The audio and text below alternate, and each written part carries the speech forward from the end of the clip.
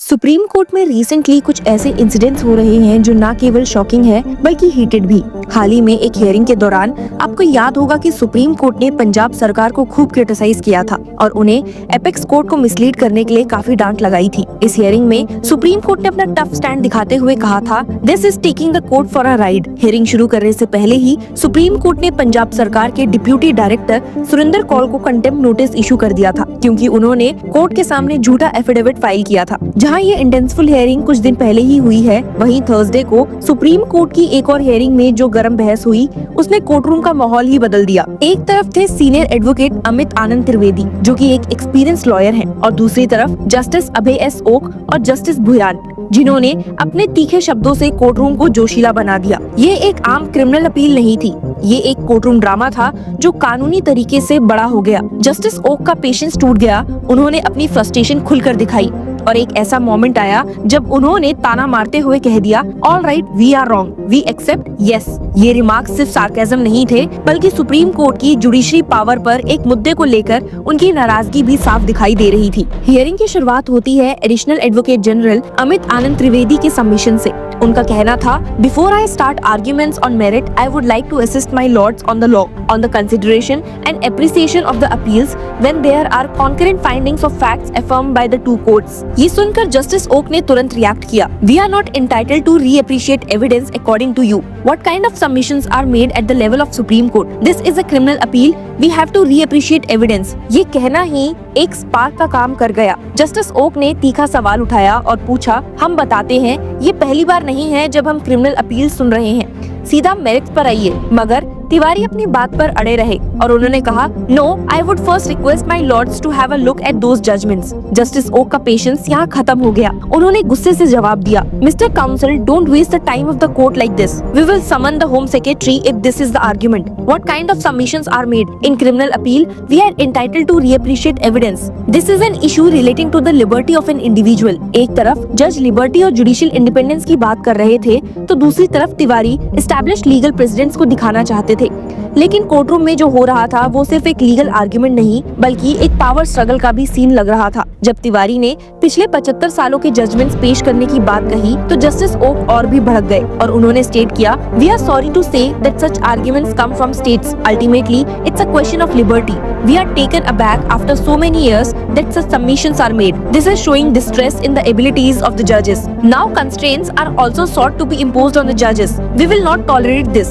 बात सिर्फ अपील की ही नहीं थी, बल्कि सुप्रीम कोर्ट की ताकत और उसके डिसीजन मेकिंग पावर तक पहुंच गई थी। जस्टिस ओक ने एक और कड़क वार्निंग दी और कहा, after hearing, if we find a case acquittal is made out, we will impose very heavy cost for raising such contentions. Tiwari ने तुरंत रिएक्ट किया और कहा, this is argument in terrorism. ये स्टेटमेंट सुन के तो कोर्टरूम में एकदम शांति का माहौल हो गया। क्या एक एडवोकेट ने सुप्रीम कोर्ट के जज पर टेरर टेक्टिक्स का इल्जाम लगा दिया? जस्टिस ओक का जवाब सबको शॉक करने वाला था। उन्होंने कहा, allow us to complete. If you are alleging that this is terrorism, I have been here as a judge of the Constitutional Court for 21 and a half years. I am prepared to accept these allegations. I have accepted more serious allegations than this, that this is terrorism. ये कहना एक strong declaration की तरह था। Justice Oka ने आगे कहा, as far as I am concerned, I will accept this criticism. I am not yet bogged down by the criticism. We are too experienced to get bogged down by such criticism. For the first time, we are seeing some lawyer arguing that there are constraints on the power of this court. When we are hearing criminal appeal, we can't reappreciate evidence. Justice Bhuyan ने भी इस issue पर अपनी strong टिप्पणी दी और उन्होंने state किया, you ask yourself whether this submission will be acceptable to a large number of litigants before this court. This is not a civil appeal. Through reappreciation of evidence, even the death sentence has been commuted. What are you even arguing? Justice Oka ने एक और warning देते हुए कहा, ask the AG of the state to appear. If this is going to be the approach of the lawyers, we will not tolerate this. If you are under the impression that we will not note down before making such allegations, you should study the judges. इस पूरी बहस के दौरान courtroom में एक और shocking moment आया जब जस्टिस ओक ने कहा, even if someone criticizes me saying I am practicing terrorism in the court, I will accept that criticism. I will be happy to accept it.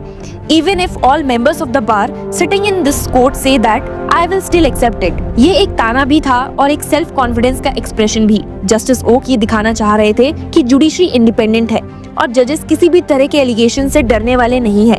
इस पर तिवारी ने तुरंत माफी मांगी और कहा, I apologise, I shouldn't have said that. लेकिन justice Oka यही नहीं रुके। उन्होंने एक मराठी कहावत का जिक्र किया जो पूरे बार के लिए एक इनडायरेक्ट मैसेज था। He said, "On a lighter vein, there is a saying in Marathi which I will translate for your benefit. If something is to be addressed to the newly wedded daughter-in-law, the mother-in-law will mother will address it to her daughter. This is a signal to the other members of the bar also. Don't try to provoke the judges." मतलब ये था कि justice okay सिर्फ तिवारी को ही नहीं बल्कि पूरी legal fraternity को ये सिग्नल दे रहे थे कि जजेस को प्रोवोक करने की कोशिश ना की जाए। इस हियरिंग ने सिर्फ एक क्रिमिनल अपील का फैसला नहीं बदला बल्कि एक बड़ा सवाल उठाया कि सुप्रीम कोर्ट की पावर को कितना कंस्ट्रेन किया जा सकता है। जस्टिस ओक का गुस्सा, तिवारी के आर्ग्यूमेंट्स और कोर्टरूम का माहौल, ये सब मिलकर एक नया जूरिस्प्रूडेंस तय कर रहे थे। ये एक आम केस नहीं बल्कि सुप्रीम कोर्ट की सॉवरेनिटी का एक सिंबल बन गया है। क्या ये बस एक गर्म कोर्टरूम मोमेंट था या एक नए लीगल प्रेसिडेंट की शुरुआत, ये तो आने वाले वक्त में ही पता चलेगा। लेकिन एक चीज तो तय है कि ये हियरिंग लीगल दुनिया में लंबे समय तक याद रखी जाएगी। क्या आपको भी सुप्रीम कोर्ट के कुछ ऐसे इंसिडेंट्स याद हैं? If yes, share with us in the comment section and keep following Law Chakra for more such legal news and updates. Thank you. Hello law lovers and justice seekers, welcome to law Chakra. हम आपके लिए लेकर आए हैं कुछ बहुत ही exclusive. Introducing law Chakra prime membership, जो आपको देगा exclusive access like never before. चाहते हो कि सबसे पहले आपको मिले latest legal updates? Law Chakra prime के साथ आपको मिलेगा early access to exclusive content, critical case analysis, courtroom battle का ब्रेकडाउन, वो भी बाकी व्यूअर्स से पहले। मोर अपडेट्स, मोर एनालिसिस, यानी कि फुल इनसाइडर एक्सेस, वो भी बस घर बैठे। यही नहीं, प्राइम मेंबर को मिलेगा access to exclusive interview session with renowned जजेस, लीगल एक्सपर्ट्स एंड लॉयर्स। ऐसे इनसाइट्स जो आपको कहीं और नहीं मिले। इसी के साथ अगर आप कभी सोचे कि हम कैसे लेकर आते हैं आपके लिए ये लीगल अपडेट्स, तो इसके लिए भी प्राइम मेंबर्स के लिए है हमारे पास एक special sneak peek behind the scenes of law chakra. Brainstorming session से लेकर ब्लूपर्स तक सब कुछ। In short, more content, more update and more analysis. Political legal controversies हो या इन डेप्थ लीगल सेशंस, सब कुछ आपको मिलेगा एट वेरी मिनिमल प्राइस। बनिए लॉ चक्र की प्राइम मेंबर और अनलॉक कीजिए full potential of legal knowledge. अभी ज्वाइन कीजिए।